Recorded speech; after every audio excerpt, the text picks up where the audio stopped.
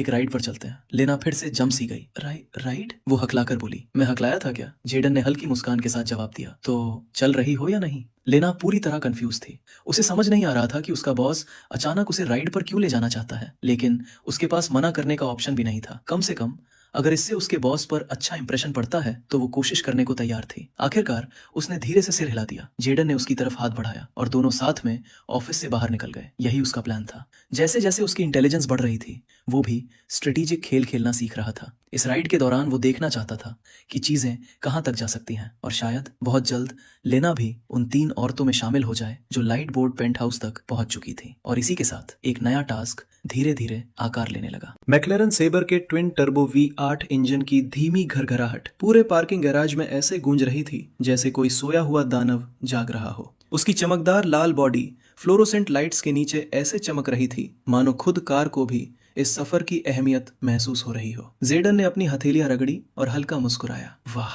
पीछे से लिन्ना धीमे से बोली जब वो उसके पास आई। ये तुम्हारी है? जेडन मुड़ा। उसके हाथ में रिमोट की थी और उसी समय कार के बटरफ्लाई डोर्स धीरे धीरे हिस की आवाज के साथ ऊपर उठने लगे। अब भी लगता है कि मैं बाइक चलाता हूँ। लिन्ना ने कुछ नहीं कहा। उसने बस नर्वस होकर अपनी ड्रेस ठीक की। उसका कॉन्फिडेंस, जो पहले इतना भारी था कि किसी को भी दबा दे, अब सिर्फ कॉशियस क्यूरियोसिटी में बदल चुका था। आज भी वो एक साधारण ब्लैक ड्रेस और हील सैंडल्स में थी, लेकिन उसके अंदर वही मैच्योर चार्म था जो भीड़ में किसी का भी ध्यान खींच सकता था। वो सच में लेट 30s या अर्ली 40s में हो सकती थी, लेकिन सच कहें तो उसे देखकर उसकी बेटी और उसमें कोई खास फर्क महसूस नहीं होता था। आओ, जेडन बोला। कभी सेबर में बैठी हो? नहीं, उसने जल्दी से जवाब दिया। पास से भी नहीं। जेडन स्मर्क कर उठा। तो फिर आज तुम्हारे लिए खास एक्सपीरियंस होने वाला है। दोनों हाइपर कार के अंदर बैठ गए और डोर्स न्यूमैटिक हिस के साथ बंद हो गए। अंदर फ्रेश लेदर और एम्बिशन की खुशबू फैली हुई थी। जेडन ने डैशबोर्ड की टच स्क्रीन पर टैप किया और ट्रैक मोड सिलेक्ट कर दिया। अगले ही पल सीटों में गहरी कंपन दौड़ गई। स्पीड पसंद है? जेडन ने उसकी तरफ देखते हुए पूछा। मैं एक्चुअली कंफर्ट ड्राइविंग पसंद करती हूँ, लिंदा ने हिचकिचाते हुए कहा। जेडन हल्का हंसा और सीट बेल्ट बांध ली। तो फिर तुम अब अनकंफर्टेबल लग्जरी एक्सपीरियंस करने वाली हो। उसकी आंखें शार्प थीं जब उसने कार आगे बढ़ाई। जैसे ही वो अंडरग्राउंड पार्किंग से बाहर निकले, धूप विंडशील्ड पर चमक उठी। लिंदा ने कुछ पल के लिए आंखों पर हाथ रखा, फिर उसकी तरफ देखा। मुझे अभी भी समझ नहीं आ रहा, उसने कहा। तुम ये सब क्यों कर रहे हो? मुझे ऐसी राइड पर क्यों लाए हो? इतना सब होने के बाद मेरी बेटी, मैं। जेडन ने उसकी तरफ देखने की भी जहमत नहीं उठाई। उसकी नजरें सिर्फ सड़क पर टिकी थी। तुम्हें यह समझना होगा कि मैं चीजें सिर्फ माफ करने या भूलने के लिए नहीं करता, उसने शांत आवाज में कहा। कभी कभी मैं पूरी चेस बोर्ड रीसेट करने के लिए भी चाल चलता हूँ। लिन्ना ने भौहें सिकोड़ ली, लेकिन इससे पहले कि वो कुछ और पूछती, जेडन ने एक्सेलरेटर पूरी ताकत से दबा दिया। असल में वो उसके और सवाल सुनना ही नहीं चाहता था। सेबर मिसाइल की तरह आगे उछली। दोनों अपनी सीटों में दब गए, जबकि कार चीखती हुई बाकी गाड़ियों को पीछे छोड़ने लगी। Oh my god, Jayden! Lina पूरी ताकत से चिल्लाई, जैसे उसकी जान निकलने वाली हो। जेडन सिर्फ मुस्कुराया। उसकी पकड़ स्टीयरिंग पर मजबूत थी और आंखें ठंडी लेकिन बेहद फोकस्ड। फ्रीवे पर पहुंचते ही उसने फास्ट लेन पकड़ ली। वो गाड़ियों के बीच ऐसे निकल रहा था जैसे जंगल में कोई भूत पेड़ों के बीच से गुजरता हो। स्पीड लगभग 180 किलोमीटर प्रति घंटा तक पहुंच चुकी थी। फिर अचानक उसने एग्जिट कर्व पर इतनी स्मूथ ड्रिफ्ट की कि पीछे के टायर्स ग्रेसफुल प्रिसिजन के साथ स्लाइड हुए, और अगले ही पल उसने थ्रॉटल दबाकर कार को परफेक्टली स्टेबलाइज कर दिया। लेना बिल्कुल चुप रह गई, डरी हुई, हैरान, मंत्रमुग्ध। तुम सच में इस मॉन्स्टर को चलाना जानते हो? उसने भारी सांसों के बीच कहा। जेडन ने तुरंत जवाब नहीं दिया। उसने बस गियर्स बदले और कार धीमी कर दी जब वो कोस्टल रोड पर पहुंचे, जहां सड़क समुद्र के किनारे घूमती हुई आगे बढ़ रही थी। सूरज की रोशनी पानी पर चमक रही थी और उसका सुनहरा रंग सेबर के डैशबोर्ड पर फैल रहा था। पावर की असली बात यही होती है, आखिरकार जेडन बोला। सिर्फ उसे पाना नहीं, बल्कि उसे सही तरीके से इस्तेमाल करना और सही समय पर करना। अब लिना उसे अलग नजरों से देख रही थी। कम डर, ज्यादा क्यूरियोसिटी, शायद थोड़ा एडमिरेशन भी। अगले 10 मिनट काफी शांत रहे। अब जेडन आराम से ड्राइव कर रहा था ताकि उसे दोबारा सांस लेने का मौका मिल सके। एक समय तो लेना हंस भी पड़ी जब जेडन ने खाली सड़क पर ब्रेक मारने वाले ड्राइवर्स का मजाक उड़ाया। तुम वैसे नहीं हो जैसा मैंने सोचा था, उसने धीरे से कहा। लोग अक्सर यही कहते हैं, जेडन ने जवाब दिया। सिर्फ राइड की बात नहीं, वो बोली, पूरा वाइब। तुम वो जेडन नहीं लगते जिससे मैं सोफिया के साथ मिली थी।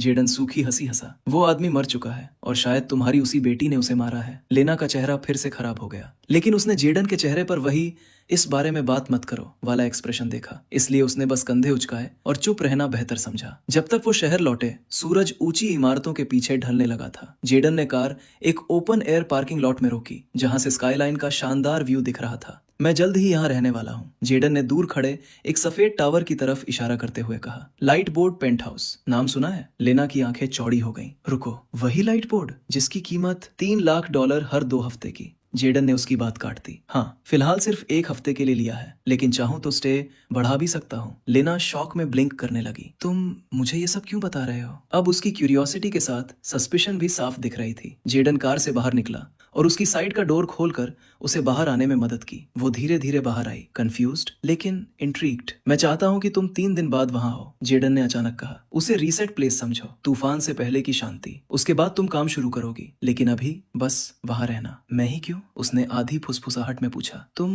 किसी और को चुन सकते थे, तुम्हें यह नहीं करना चाहिए। उसका चेहरा साफ परेशान था। जेडन ने उसकी आंखों में सीधा देखा। क्योंकि मैं चाहता हूँ और क्योंकि तुम्हें इसकी जरूरत है, जितना तुम समझती हो उससे भी ज्यादा। उसकी आवाज में कोई सडक्शन नहीं था, कोई प्रॉमिस नहीं, सिर्फ रॉ कॉन्फिडेंस जो उसे एक साथ अनईजी भी कर रहा था और स्ट्रेंजली कंफर्ट भी दे रहा था। लेना को जवाब देने में उम्मीद से ज्यादा समय लगा। ठीक है, उसने आखिरकार धीमे से कहा, मैं आ जाऊंगी। जेडन मुस्कुराया और सिर हिलाया। मैं डिटेल्स भिजवा दूंगा। दोनों वापस कार में बैठ गए, लेकिन अब की खामोशी अलग थी। कम टेंशन, ज्यादा सवाल। वो सवाल उसने पूछे नहीं और जेडन ने जवाब दिए नहीं। अब उसके टास्क के लिए दूसरी औरत भी तैयार थी, बस एक बाकी थी। उसे खुद नहीं पता था कि उसने लेना को इसके लिए कैसे मना लिया, लेकिन जो भी था जेडन को ये सब पसंद आने लगा था। वो सोच भी नहीं सकता था कि जब सोफिया को पता चलेगा कि उसकी अपनी माँ, जिसने हमेशा उसकी गोल्ड डाइंग आदतों को बढ़ावा दिया, अब उसी के एक्स बॉयफ्रेंड के साथ अफेयर में है, तब कितना बड़ा झटका लगेगा। माँ और बेटी एक दूसरे के खिलाफ हो जाएंगी और जेडन उस पल का बेसब्री से इंतजार कर रहा था। लेकिन ये सब सच करने के लिए उसे मेहनत करनी थी। उसे लेना को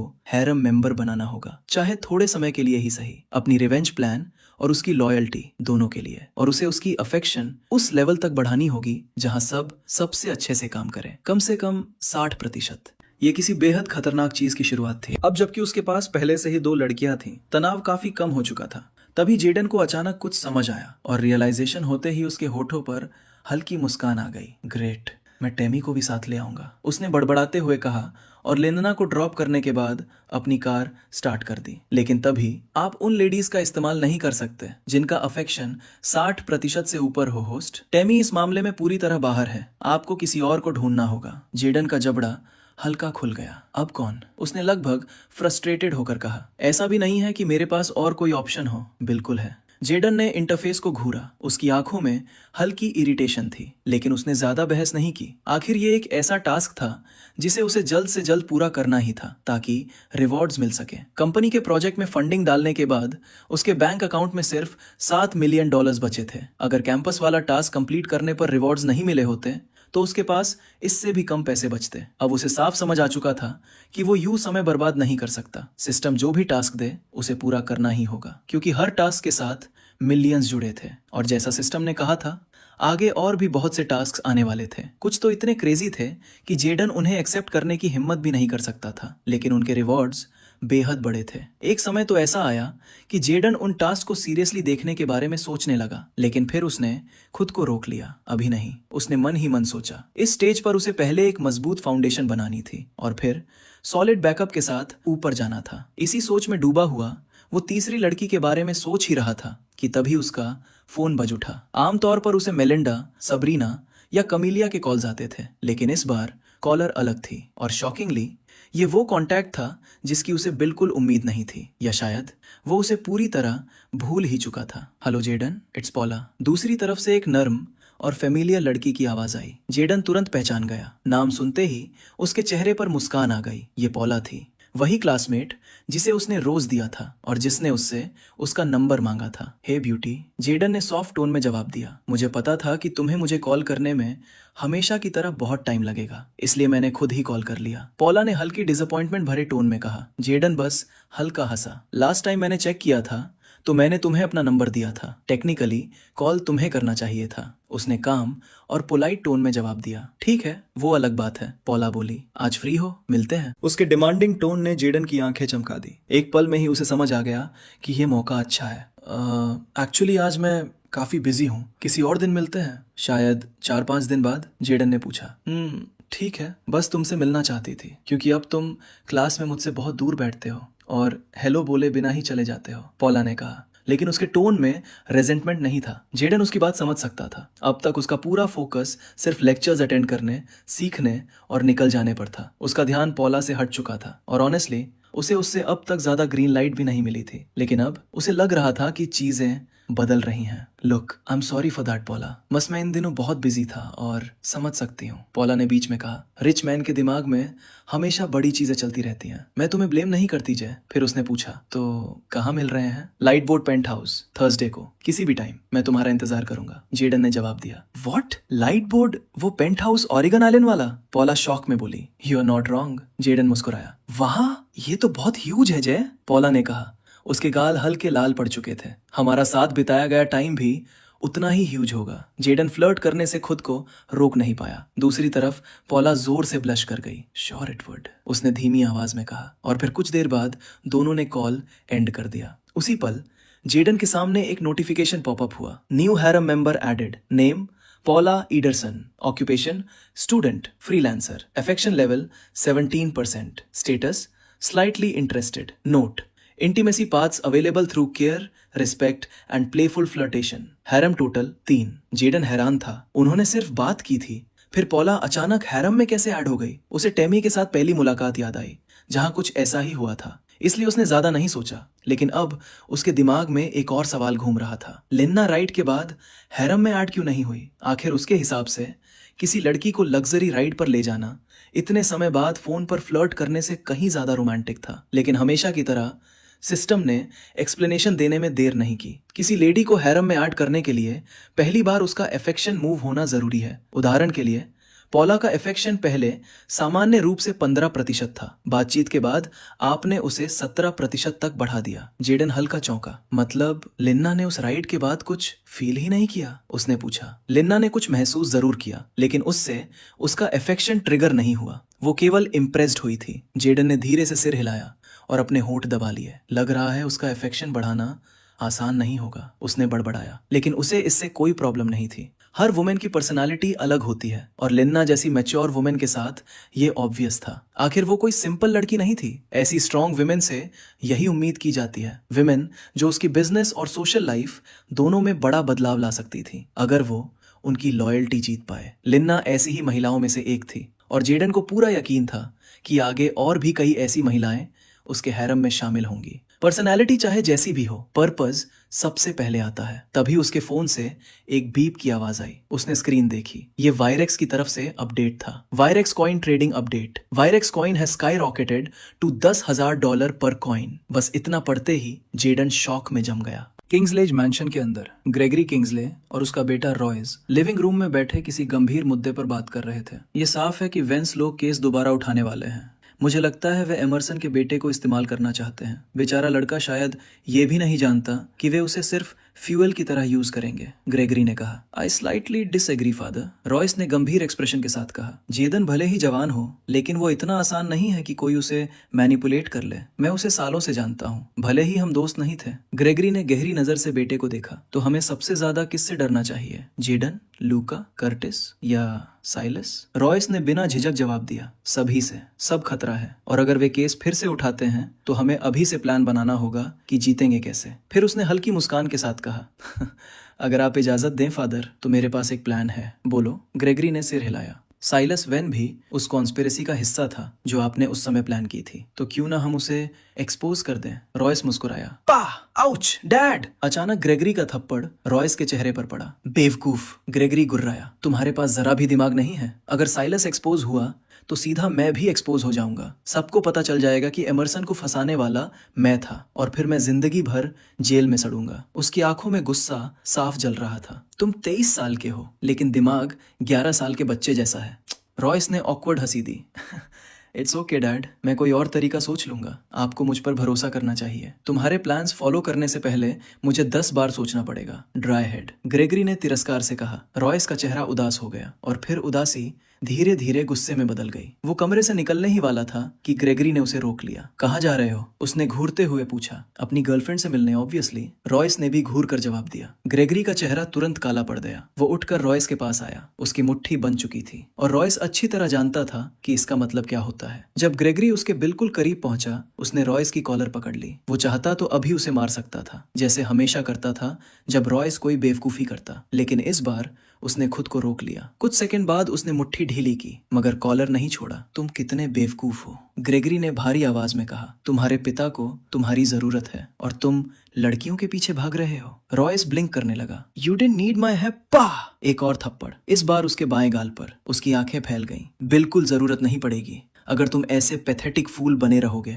ग्रेगरी गर्जा। किंग्सले ग्रुप के असली एयर होकर भी तुम इतने इनसेंसिटिव आइडियाज देते हो। उसकी आंखें जल रही थी। तुम्हें आगे बढ़ना होगा सन। तुम कोई जंक नहीं हो, तुम किंग्सले फैमिली के फ्यूचर चेयरमैन हो। ग्रेगरी की आवाज और भारी हो गई। अगर हम सब कुछ हार गए तो क्या बचेगा हमारे पास? तुम्हारा फ्यूचर क्या होगा? रॉयस वहीं खड़ा रह गया। उसके पिता के शब्द जैसे सीधे उसके दिमाग में घुस रहे थे। You are needed son, Gregory ने कहा। सिर्फ बेवकूफ लोग अपने हक के लिए लड़ना छोड़ देते हैं। उस स्पीच के बाद रॉयस के अंदर कुछ बदलने लगा। कुछ सेकंड की हेजिटेशन के बाद उसने धीरे से सिर हिला दिया। ग्रेगरी ने उसके कंधे पर हाथ रखा। गुड, अब सिंक्लेयर और एन को कांटेक्ट करो। उस ब्लास्फेमी प्लान में वे भी हमारे साथ थे, इसलिए अब उन्हें भी हमारे साथ खड़ा होना होगा। रॉयस ने तुरंत सिर हिलाया और बिना हेजिटेशन वहां से चला गया। लेकिन सच तो ये था, उसके अंदर दोबारा जागी इच्छा सिर्फ अपने पिता को जेल से बचाने के लिए नहीं थी। नहीं, असल वजह थी वो किंग्सले ग्रुप को आखिर में अपना बनाना चाहता था। I'll do whatever it takes, उसने मन ही मन कहा। हमारे खिलाफ जो भी खतरा बनेगा मैं उसे खत्म कर दूंगा। दूसरी तरफ जेडन अब भी शॉक में था।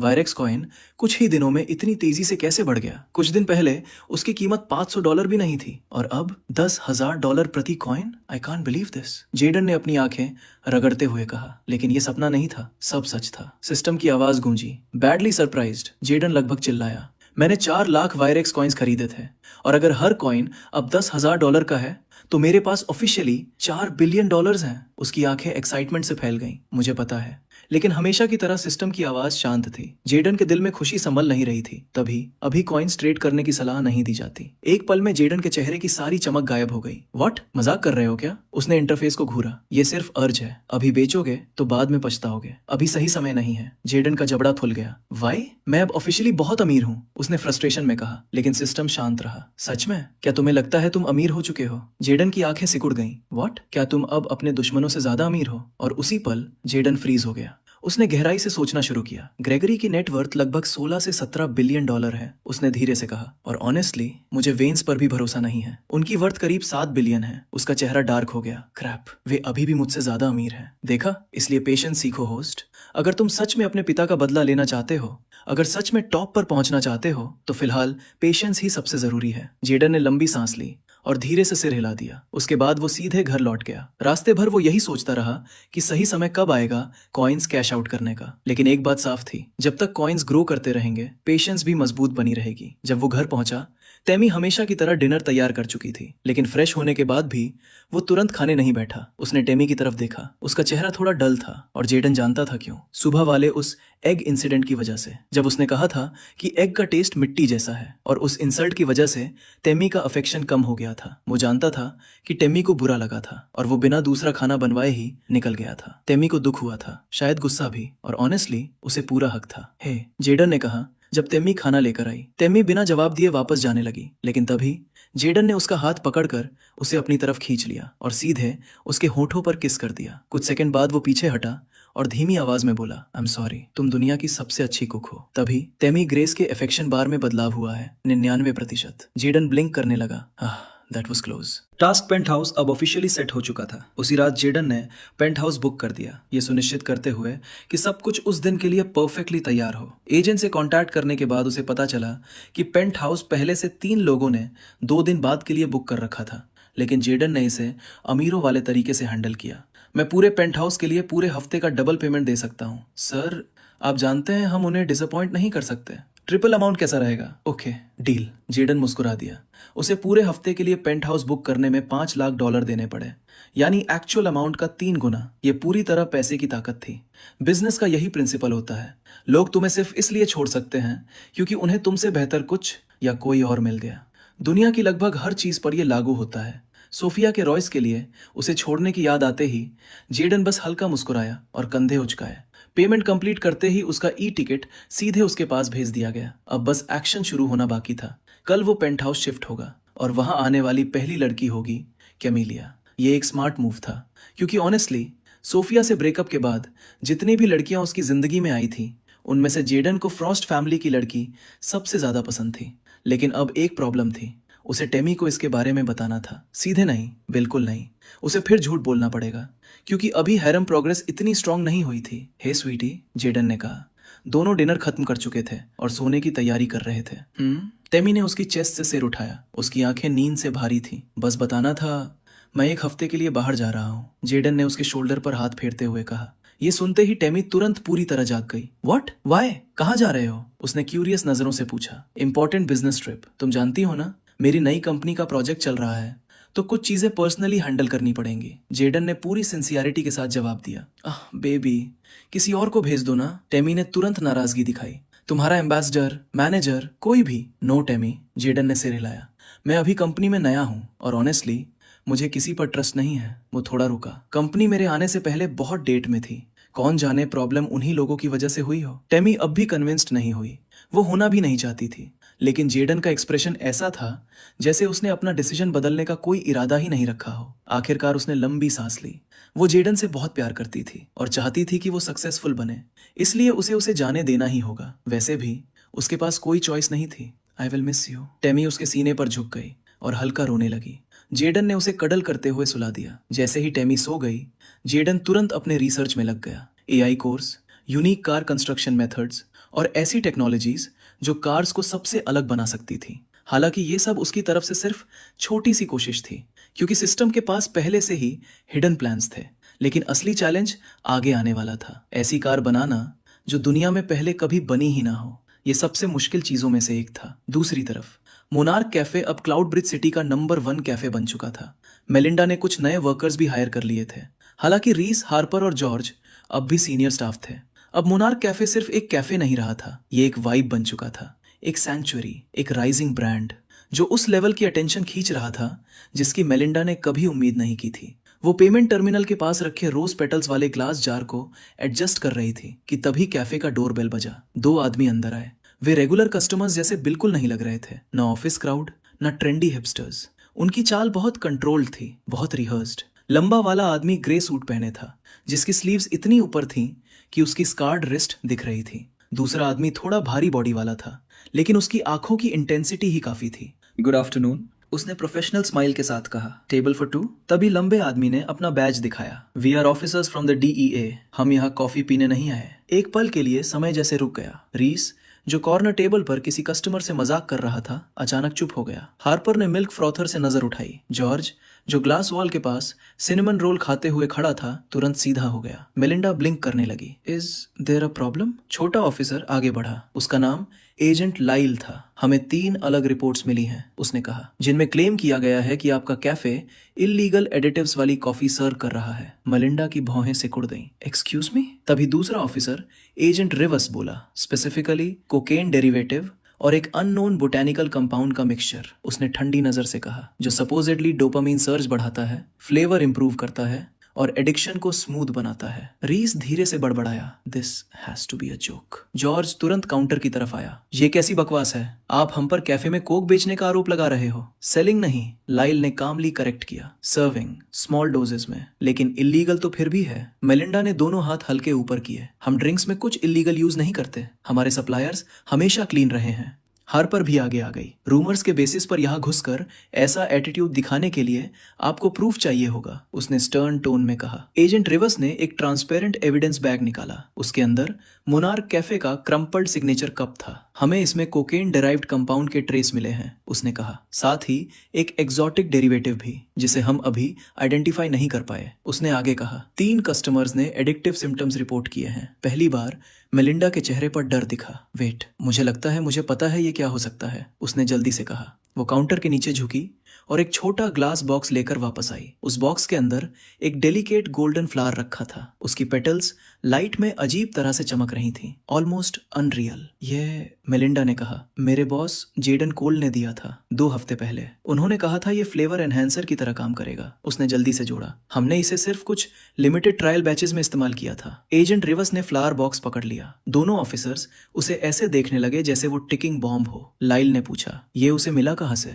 I honestly don't know, Melinda ने कहा। उन्होंने बस कहा था कि ये रेयर है। फिर धीरे से बोली, he is the boss. Agent Rivas ने लंबी सांस ली। फिर उसने पॉकेट से कुछ पेपर्स निकाले। हमें आपको क्वेश्चनिंग के लिए हमारे साथ चलना होगा, उसने कहा। ये प्रोसीजर है। फिलहाल आप एक्टिंग मैनेजर हैं। व्हाट? रीस चिल्ला पड़ा। हार्पर ने तुरंत मेलिंडा का हाथ पकड़ लिया। उसने कुछ गलत नहीं किया, वो ओनर भी नहीं है। जॉर्ज की आवाज फ्रस्ट्रेशन से भर गई। You can't just walk in here and you are not under arrest, Lyle ने सख्ती से कहा। लेकिन हमें क्लैरिटी चाहिए, और अभी सब्सटेंस हैंडल करने की बात सिर्फ इन्होंने एडमिट की है। I can call my boss, Melinda ने कहा। लेकिन रिवर्स ने सिर हिला दिया। श्योर, लेकिन आपको हमारे साथ आना ही होगा, और आपके बॉस भी बाद में ज्वाइन करेंगे। मेलिंडा ने अपने वर्कर्स की तरफ देखा, फिर एजेंट्स की तरफ। अब रेजिस्टेंस का कोई फायदा नहीं था, सब बहुत तेजी से बदल रहा था। ऑल राइट, उसने धीरे से सिर हिला दिया। रीस की मुट्ठियां गुस्से से बन चुकी थीं। हार्पर ने बस उसे स्ट्रेंथ देने के लिए हल्का नॉड किया, और जॉर्ज ऐसा लग रहा था जैसे अगले ही सेकंड किसी डेंजरस आदमी को कॉल कर देगा। लेकिन डीईए के सामने उसे खुद को कंट्रोल करना पड़ा। जब मेलिंडा एजेंट्स के साथ कैफे से बाहर निकली तो उसके दिल पर गिल्ट का भारी बोझ उतर चुका था। The flower, the flavour boost, the customer hype, क्या ये सब बहुत आगे निकल गया? उसने मन ही मन सोचा। उसे अभी जवाब नहीं पता था, लेकिन एक बात साफ थी, अब ये सिर्फ कॉफी फ्लेवर का मामला नहीं रहा। मोनार्क कैफे अब रेडार पर आ चुका था, और शायद गेम अब बदल चुका था। अगली सुबह लगभग 9 बजे जेडन लाइट बोर्ड पहुंचा। उसने पूरे बिल्डिंग को रेंट पर ले लिया था, इसलिए अगले 7 दिनों तक ऐसा लगने वाला था जैसे पूरा लाइट बोर्ड उसी का हो। अंदर जाने से पहले उसे सिक्योरिटी को अपना ई टिकट दिखाना पड़ा, और साथ ही ये भी बताना पड़ा कि वो किसी का इंतजार कर रहा है। बिल्कुल जाहिर था, कैमिलिया पहली लड़की बनने वाली थी जो यहाँ आने वाली थी, और जैसा उसने पहले कहा था, वो सिर्फ 2 दिन रुकने वाली थी। जेडन चाहता था कि वो ज्यादा समय तक रुके, ताकि वो उसके साथ और वक्त बिता सके, लेकिन कैमिलिया जैसी बिजी लड़की के लिए ऐसा लगभग नामुमकिन था। उसने साफ कहा था कि यहाँ से जाने के अगले ही दिन उसे बिजनेस ट्रिप पर निकलना होगा। जेडन 1 घंटे से ज्यादा समय तक उसका इंतजार करता रहा, लेकिन उस दौरान उसने पेंथ हाउस में काफी चीजें सेट करवा दी थी। कुछ देर बाद एक फीमेल सिक्योरिटी ऑफिसर कैमिलिया को अंदर लेकर आई। जैसे ही वो विशाल लग्जूरियस लिविंग रूम में दाखिल हुई, मार्बल फ्लोर्स और गोल्ड फर्निश्ड चेयर्स की चमक पूरे हॉल को रॉयल बना रही थी। जेडन तुरंत उसकी तरफ बढ़ा। वेलकम प्रिंसेस, उसने मुस्कुराते हुए कहा, और उसे हक कर लिया। प्रिंसेस? हाँ, कैमिलिया हल्का सा हंसी। लगता है प्रिंसेस होना किसी लड़की के लिए सबसे बुरी टाइटल होती है। उसने इनडायरेक्टली उसे वो नाम इस्तेमाल ना करने के लिए कहा। जेडन बस मुस्कुराया और उसे कोच तक ले गया। नाइस प्लेस, कैमिलिया ने चारों तरफ देखते हुए कहा। अब समझ आया कि लाइट बोर्ड का इतना हाइप क्यों है। हाँ, सच में, जेडन ने जवाब दिया। फिर वो वाइन रैक की तरफ गया और वहां से 1 बॉटल वाइन और 2 ग्लासेस उठा लाया। उसने पहला ग्लास आधा भरकर कैमिलिया को दिया। थैंक्स, उसने सिप लेते हुए कहा। जेडन ने दूसरा ग्लास भरा और खुद भी सिप लिया। दोनों एक दूसरे को देखकर मुस्कुराए और फिर लिविंग रूम में बैठकर बातें करने लगे। लेकिन जेडन के दिमाग में शुरू से ही एक सवाल था, और अब उसे लगा कि पूछने का सही मौका आ गया है। जब कैमिलिया उसी कोच पर उसके करीब बैठ गई, जेडन ने उसकी तरफ देखते हुए पूछा, बताओगी कि तुम्हारे फादर ने तुम्हें प्रिंस ऑफ नॉर्थ एशिया के लिए वापस क्यों बुलाया था? कैमिलिया कुछ पल के लिए फ्रीज हो गई, फिर उसने धीरे से सिर हिलाया। वो हेजिटेंट थी, लेकिन अंदर कहीं ना कहीं वो ये बात उसे बताना चाहती थी। असल में, उसने धीरे से कहा, मेरे फादर चाहते हैं कि मैं प्रिंस केल से शादी करूं। ये कहते हुए उसकी नजरें लगातार जेडन के चेहरे पर थीं, जैसे वो उसका रिएक्शन पढ़ना चाहती हो। लेकिन जेडन इतना स्मार्ट था कि उसने कोई इमोशनल रिएक्शन नहीं दिखाया। ये बात कैमिलिया को थोड़ी पसंद नहीं आई, क्योंकि वो कभी अपने असली फीलिंग्स उसे दिखाता ही नहीं था।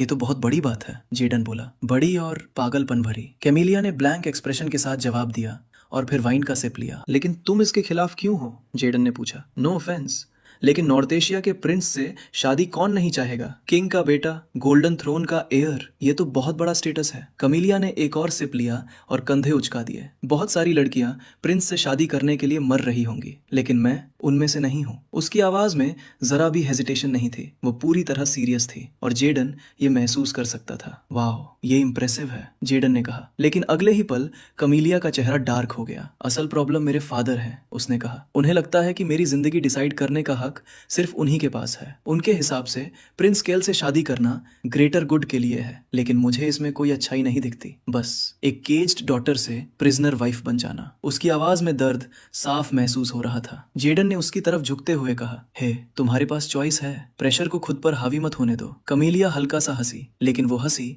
दर्द से भरी हुई थी। एक चॉइस मेरा स्टेटस बचाएगी, दूसरी उसे खत्म कर देगी। अगर मैंने प्रिंस केल से शादी करने से मना किया तो मेरे फादर मुझे डिसोन कर देंगे। इतना कहते ही उसकी आवाज टूट गई। कुछ ही सेकंड में उसके साइड से हल्की सिसकियों की आवाज आने लगी। जेडन तुरंत उसके पास गया। हे, कम ऑन, उसने धीरे से कहा, सब ठीक हो जाएगा। तुम जरूर इस सिचुएशन से बाहर निकलोगी। कैसे? कमीलिया रोते हुए बोली, मेरे पास सिर्फ दो चॉइसेस हैं, प्रिंस से शादी करो या सब कुछ खो दो, और मुझे दोनों में से कोई भी नहीं चाहिए। जेडन ने धीरे से उसका चेहरा ऊपर उठाया। कैमी, मेरी तरफ देखो, उसने नर्म आवाज में कहा। हर सिचुएशन से बाहर निकलने का रास्ता होता है, ऐसा रास्ता जो तुम्हारे डिसीजन के फेवर में हो। बस खुद को संभालो, मैं तुम्हारे साथ हूँ, ट्रस्ट मी। ये एक बहुत अच्छा कंफर्टिंग स्पीच था, और कहीं ना कहीं जेडन ने यह बात खुद को भी इनडायरेक्टली कही थी, अपने फादर से रिवेंज लेने के लिए। कमीलिया कुछ सेकंड तक बस उसके चेहरे को देखती रही, फिर धीरे से सिर हिलाया। लेकिन अगले ही पल उसके चेहरे का एक्सप्रेशन अचानक बदल गया और बिना वार्निंग दिए उसने खुद को जेडन की तरफ झोंक दिया और उसके लिप्स पर किस कर लिया। कुछ सेकंड के लिए